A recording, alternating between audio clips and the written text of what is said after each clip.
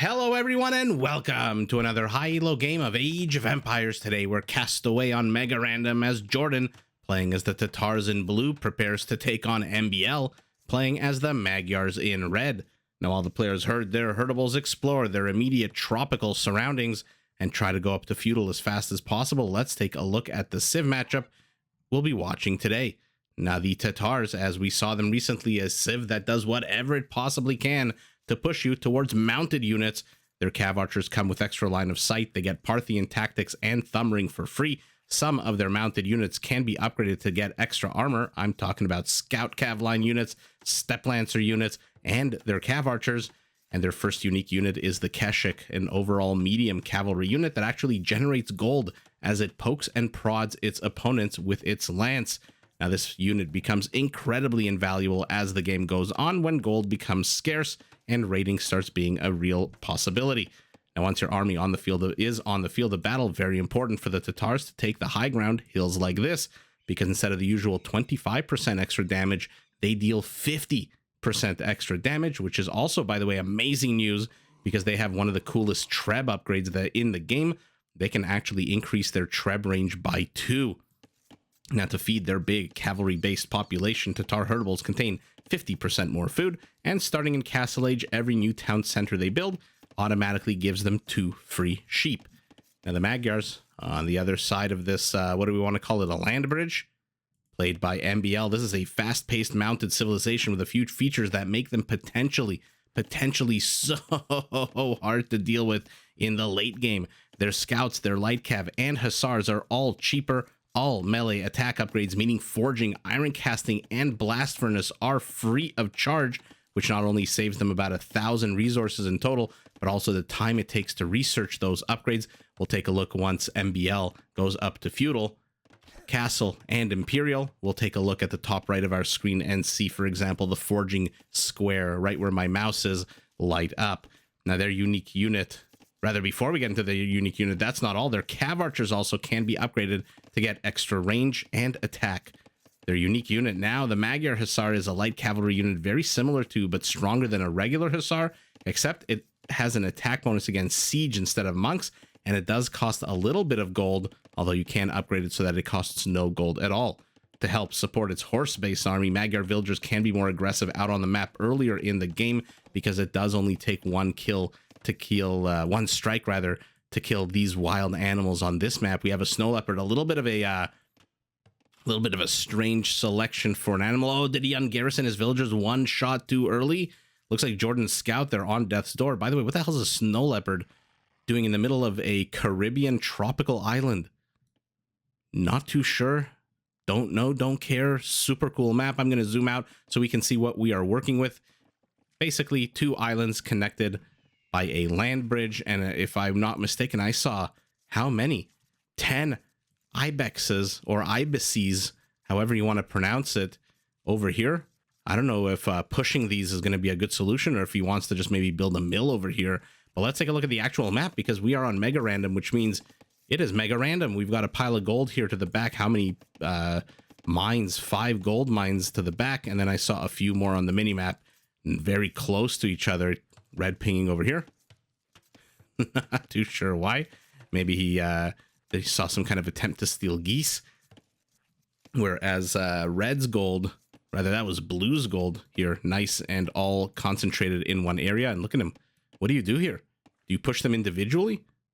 No, we can't possibly want to push them individually, right? This is just way too much work. Instead of the usual 3 or 4, 10.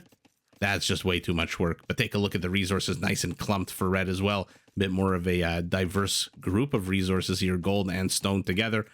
2 relics incredibly close to the base. 1 relic close, 1 a little bit further off. And a 3rd one for both players. A little bit further off. So we'll see. Both players, are they going to go on land? Are they going to go on water? First of all, on land, we've got a pretty interesting civ matchup. Because when it comes to cav archers, Tatars with their 50% bonus on the high ground are very powerful. Now add to that you can take a cav archer and upgrade it to get +1/+1 armor with the silk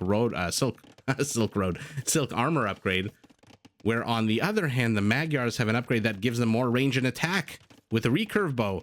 So one gets more armor, one gets more attack. This is like watching an Incan Eagle Warrior versus an Aztec Eagle Warrior. That being said, on the water, not exactly two civilizations that are known for their aquatical prowess. Let's put it like that. I think they're both missing heavy demo ships and a little bit. I would give the advantage maybe to the Magyar, because the Tatar in Imperial, they don't have shipwright. And because we don't really see naval battles between these kinds of civs very often. Generally, when there's naval battles, you see a lot. Where are you going? Where are you going? Keep an eye on that villager. Sneaky doc. Like I was saying, when we see naval battles, generally there's it's civs that actually have naval features. But shipwright, I have a little cheat sheet here with me. Shipwright ships do cost 20% less wood, created 54% faster, and that is what the Tatars are missing, whereas our Magyar has that as well. The only thing is our Magyar doesn't have elite cannon galleons. Not that I'm expecting to see elite cannon galleons anytime in the immediate future. Scout cavalry here, keeping an eye on things, making sure any gold taken is seen by him immediately. Okay, so look at this. MbL agrees with me, says, you know what, it's way too much work. 4 villagers, the perfect amount, carrying 35 food each on a unit that has 140 food, means 35 a pop, and you have gotten yourself all the meat on the ibex. Although, okay, never mind, disagrees. Maybe my calculations aren't right. In any event, we've got units streaming. Let's take a look at what's going on. JorDan has snuck a basic galley, just slowly poking away at these fishing ships. Will it actually get it? One more, and it does die. Does he notice? He's sending it right back towards.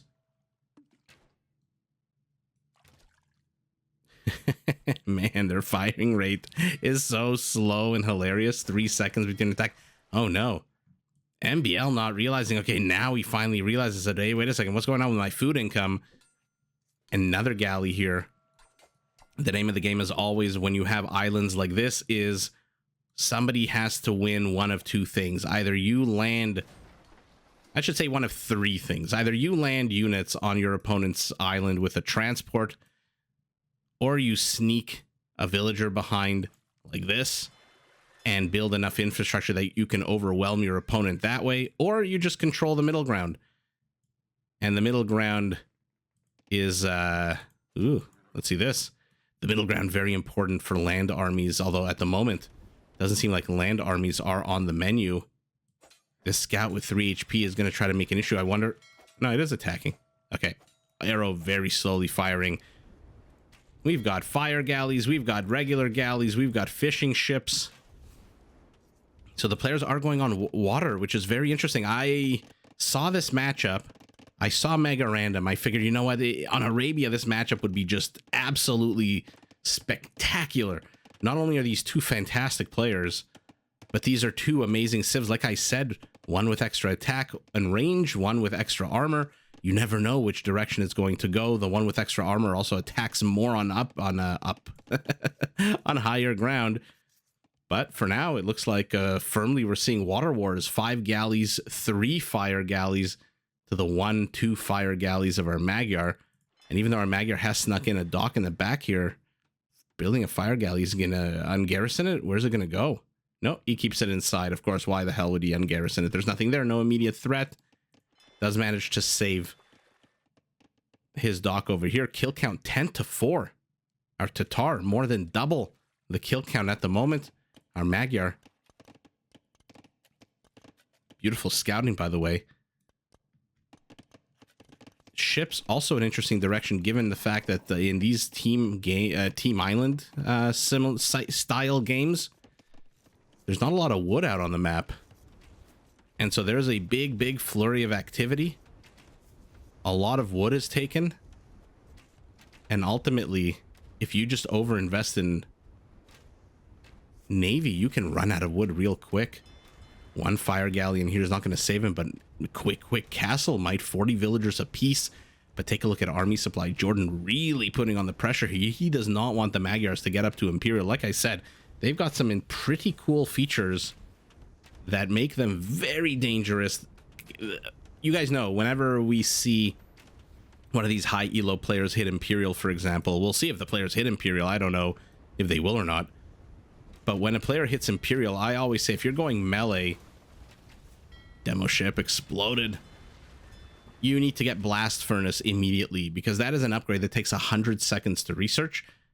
Take a look at our Magyar. If we're lucky enough to see him get up to Imperial, that happens instantaneously. It is just an absolute amazing bonus to have. Red Snapper. Man, these fish animations are so awesome. I don't see any dolphins, but the snapper animation is pretty cool. Okay, now he's heading over towards here. One fire ship. Are you on an intercept course, or are you just going to pass like 2 ships in the night, or are you going to turn tail and run? Are you a distraction while you build up your navy? Might want to build a second dock if you're going to contest this. This is 5 fire ships to 2. More fire galleys, and take a look. Immediately iron casting at the top right of our screen for free. War galley upgrade coming out for red, who has 3 fire galleys just kind of hanging out. And blue has done what we do in campaign games.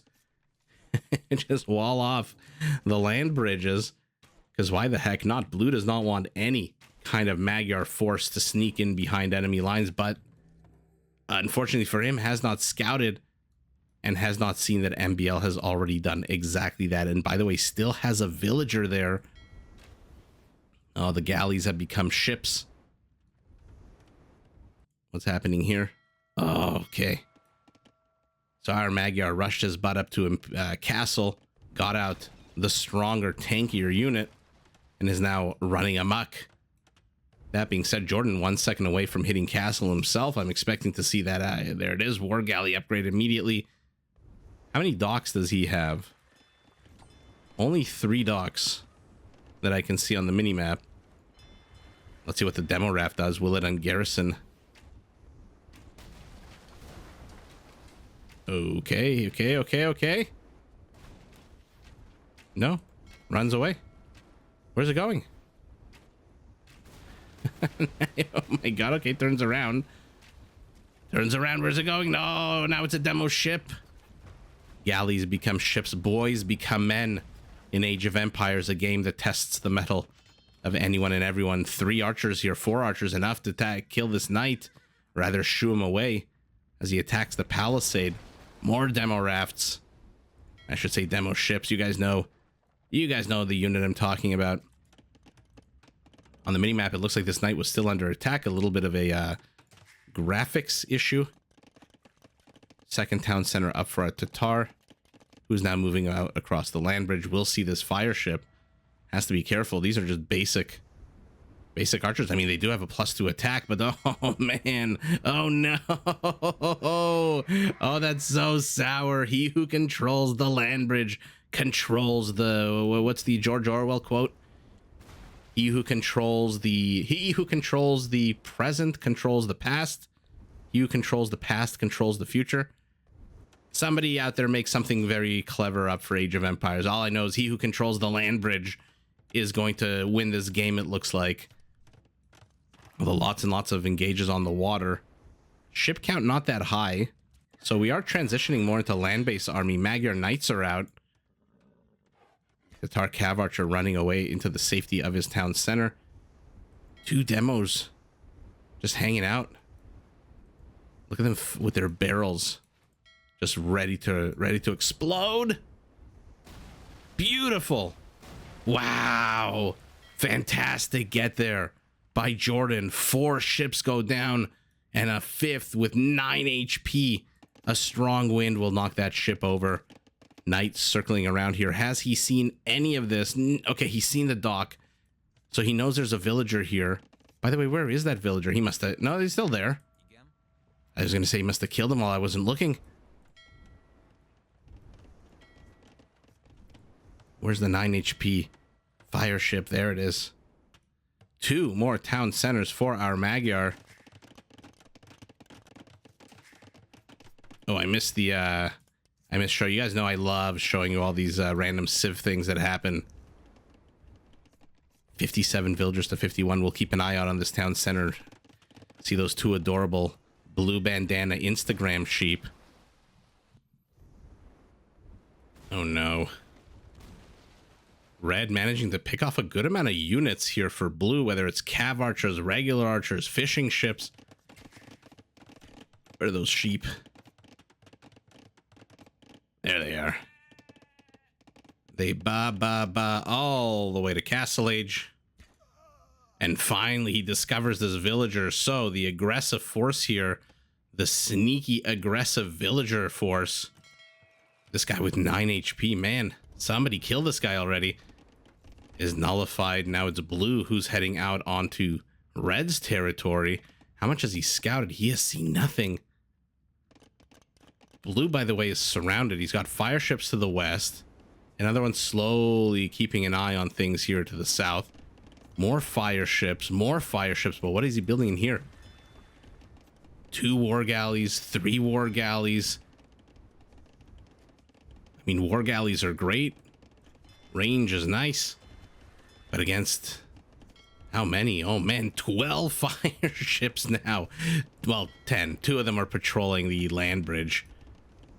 Spearman, not too sure what to do at this point. Cav Archer, 0 kills, but getting a good amount of vision. Oh, and garrisons them. I guess this was very quickly reaching the 20%. In Age of Empires, if a building reaches 20% HP, it immediately evicts its tenants. And so blue was about to lose. Oh, is he luring them in? And now he's going to pop out demo ships? Oh, let's see it. This could be a 4D chess move here out of blue. Oh, only gets 1. I saw what he was trying to do. He was trying to wrap around to get to the inside of these guys.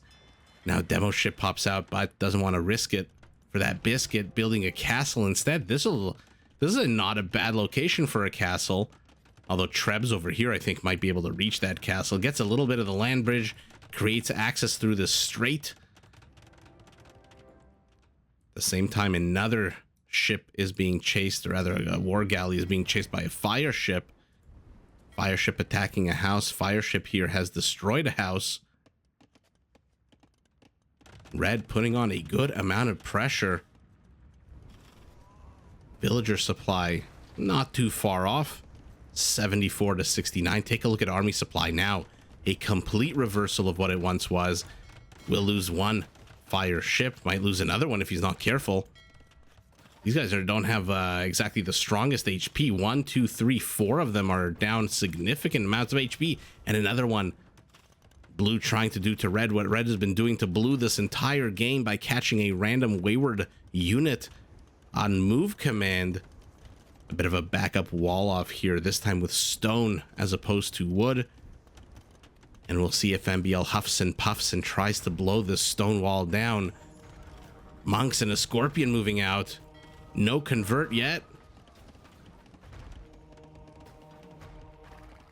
Wow, 3 monks is a lot of gold to lose in exchange for literally nothing. But the blockade, take a look to the south on the minimap. The blockade of the south has begun. To the north, you've got 1 dock, 2 dock. Control of the land bridge here. Man, fire ships. Fire ships so powerful against galleys, but he 5-on-1. Not too sure why he's leading him away to the north. These guys aren't moving in. Usually when you try to lure your enemy away, it's because you're planning some kind of backstab or attack in another part of the map. But no, these guys are just still kind of running around here to the south. And now 7 galleys will move forward. How much HP on the dock? I probably should have kept attacking that dock, no? Oh no, oh no, oh no, blue's gonna get caught out again. Look how quickly these war galleys are just melting under this hot Magyar fire. But he's luring them, not much they can do. Oh no! Okay, manages to get a decent explosion, but not too sure that was the greatest. What is the point of this castle? Ooh, maybe you should have built it somewhere more south. If he can fit it, to delete the house, maybe control access to this backwards part of your base for now. Oh, maybe it's a base of operations. Maybe he's going to lure them down south. No, he moves back north. I thought for sure he would lure them into the castle fire, because remember, Red, I don't think his Red has seen this castle. No, he has not. Will he see it now? Yeah, he'll see it now as it fires on his units. But again, with the placement of the castle, he can just go around. Forward castle by our Magyar, who is now housed at 115, but does he care? He's going up to Imperial. But so is Blue, about, what, 35 seconds ahead of his opponent. Civilian populations, he's down 10. Army supply basically identical. Although he's going to be down 8 soon if these fishing ships don't get the hell out of here. Fire ship trying. Are you on patrol command? Probably. This guy. Where's the one with 9 HP? Both of those look like they have 100% HP. Another castle for our Tatar. He is expecting to get attacked. And let's see if Red obliges for now. Bloodlines. Scale barding armor for his cavalry units. Okay, beautiful. Luring out Red's ships one at a time. Red not paying attention here. Loses 2 fire ships for nothing. Not that I don't think he would have engaged. Look at the HP on these units. 11, 69, 30. Oh my god. Horrible HP. I don't know if Red is going to continue on the water though. Take a look at this. Pushing forward with 2 very aggressive castles. Blue. Prescient. Or is it prescient? I think it's prescient. He saw 5 moves ahead. He knew that there was aggression coming. Red's castle in a very aggressive position here. Red, okay, moving in for a bit of a backstab, but with fire ships, what are you going to backstab? Yeah, all he has to do is relocate the mining camp to the right side there, and all of a sudden you have 0 access. Another dock falls to the Tatar navy. Monk trying to heal these ships, but not only are they already full HP, that's not how monks work at all. Let's take a look at our land-based army. Timorid Siegecraft, 19 range, fully upgraded, currently only at 18 range. Masonry makes his buildings a little bit chunkier. And now the Magyar has to respond, and he's responding with cavaliers with plate barding armor. He is going full balls to the wall. Heavy cavalry, and remember, he got blast furnace for free. I mean, he got iron casting as well, but he got blast furnace for free, which is 100 seconds of research time. Gold miners just relocate to a different gold pile. Didn't get a single kill, I don't think. And now Blue is going to seek domination of the land bridge. Might want to move forward and maybe attack the Treb. Is this enough to one-shot the Treb? It is not. 150 pierce armor against 9 pierce attack. Any bonus against siege or anything? Building, fishing ships, pierce, ram ship? No. Oh no, our Magyar castles are down. Our Magyar is building an emergency castle, but I think Treb's over here on this little, what do we want to call this, sandbar? Could actually reach that castle. Oh, there is a timer on our Magyar now. His fire galleys are getting nothing accomplished. He's lost control of the land bridge. Things are looking amazing for our Tatar here. Or are they? Let's take a look at land. Yo, he's going full on. Oh no, he's going full on navy. Meanwhile, you've got these cavaliers, but how many monks? 2 monks only. 1 convert. 2 converts. And now the Trebs are going to fall. Did our Tatar go too much into navy? I mean, why are you not attacking that next Treb? Okay, you're attacking with fire ships while your fire ships push back these war galleys. Oh man. Oh man. What the hell just happened here? Red just crushed through everything. And now he's put baby in a corner. Oh my god. Fire galleys are going to destroy the castle. Needs to work. Maybe put these villagers inside the castle for a second. Add a few more arrows. Kill these fire ships a little quicker. They are under siege here. 3 traps. What the hell just happened? A complete 180. Blue looked like he was dominating this a second ago. Castle up here again. Not too sure what the point of this castle is. Blue looked like he was dominating a second ago. And then those Cavaliers popped out of nowhere. Conscription for him. Heated shot for our Tatar. 16 galleys, 18 in total. Still doubling down on war galleys is our blue Tatar. He needs a land army, and what? Yeah, his land army is 1 spearman. Oh no. Man, these games are so much fun when they're on these random maps where you have access basically to your opponent's base from everywhere. I mean, a Tatar Treb on this sandbar would get this castle, but these Trebs over here are enough to get this castle. And now all of a sudden, it looks like blue is kind of collapsing, but at the same time, his navy is significantly larger. 9 ships in total versus 28. He literally times 3. 3x multiplier. But oh no, the Cavaliers. The Cavaliers fully upgraded, and there's careening for our Magyar. Weird upgrade to get now that you've after you've got your opponent's castles. Careening does give you more armor, +1 pierce armor. So you'll take a look now. The oh no, never mind, it exposed. I would have thought that's something he should have gotten maybe 10 minutes ago before he engaged underneath the castle that was here. Oh no, and Cavaliers here in the back, but one monk. Will he get him? Will he get the convert? Yes, he gets the convert, which means now he is only outnumbered 7-1 instead of 8-1. The monk down. But look at that one Cavalier. Hero Cavalier saving, killing 2 of his opponent's Cavaliers. And now blue is moving, and he's got a body block with these ships. And he's got to get these Trebs, but the Trebs are backed by how many villagers? 8 villagers. Oh, he's blockading. He's blockading the land bridge. Oh, the Cavaliers are going to absolutely oh, the Cavaliers are absolutely going to wreck this. Oh my goodness. No attack bonuses whatsoever against these ships. Archer building cavalry resistance. I think that's the Ethiopian one. Melee skirmisher. And he attempted to blockade. But my goodness, red just swarmed into the base, and blue, JorDan, went just a little bit too heavy into naval. A little bit too heavy into the aquatic side of this map.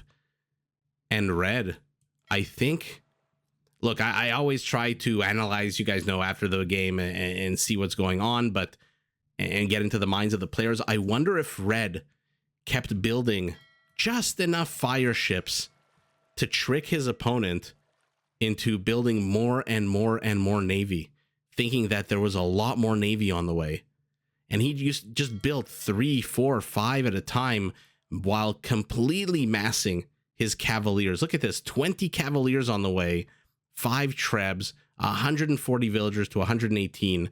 Kill count, our Magyar, about 40 ahead. 36, let's call it. Double the villager count. Let's take a look at the stats. 85 galleons to 65 fast fire ships. Although most of the game they were what? Fire ships. What do you give this the fast fire ship, right? Look at that APM Hera level midway through the game, at the beginning of the game for MbL. Economy can't be that much different, right? No, it is not. Relics also not really playing a huge role since they both had 3. Looks like MbL got his relics a little bit earlier than JorDan.